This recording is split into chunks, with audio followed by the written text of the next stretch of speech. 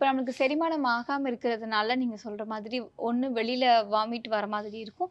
அப்படி இல்லன்னா நம்மளுக்கு ஏதோ வயிறு உப்புசமான மாதிரி, வயிறு அடைச்சு போன மாதிரி இருக்கும் இல்லையா? இருந்தாலும் லைட்டா பசிக்குது. நம்ம அடுத்தடுத்து இன்னும் சாப்பிட்டு, சாப்பிட்டு கொஞ்சம் லோட் பண்ணி அதிகம் பண்ணி வச்சிருப்போம். இந்த மாதிரி இருக்கும்போது செரிமானம் ஆகுறதுக்கு ரொம்ப டைம் எடுக்கும். இதனால நம்மளுக்கு என்ன மாதிரியான விளைவுகள் வரும் சார்? முதல்ல வந்து சாப்பிடுறது அப்படிங்கிறத பசிச்சு சாப்பிடுறதுங்கிறது வெறும் 1% பேர் தான். கண்டிப்பா. யாரும் வந்து இன்னைக்கு பசிச்சு சாப்பிட்றவங்க கிடையாது.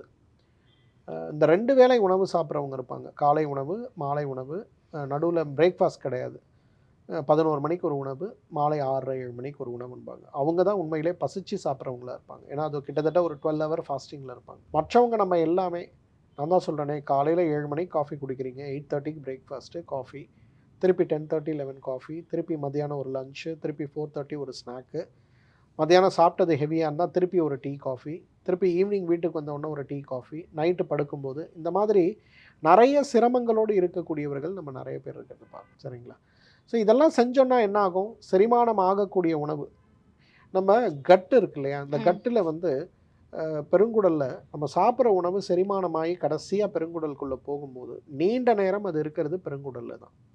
அந்த பெருங்குடலில் அது இருக்கும்போது என்ன பண்ணுன்னா, அந்த உணவு நொதிக்கப்பட்டு அதில் இருக்க சாறு டைரெக்டாக இப்போ ஒரு தண்ணி இருக்குது, அது மேலே ஸ்பாஞ்ச் போட்டால் எப்படி தண்ணி அந்த ஸ்பாஞ்சு சக் பண்ணி எடுக்குது, அதே போல் உணவோட கடைசி நிலை நம்மளோட செரிமானத்துக்கு போகும்போது அது உறிஞ்சி எடுக்கும்.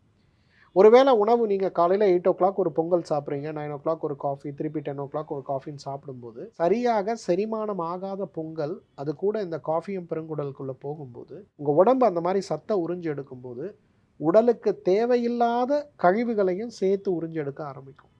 இதுக்கு பேர் லீக்கி கட் சிண்ட்ரோம்னு சொல்லுவோம். டாக்டர் ஸ்ரீவர்மாஸ் ஆரோக்கியமும் ஆன்மீகமும்.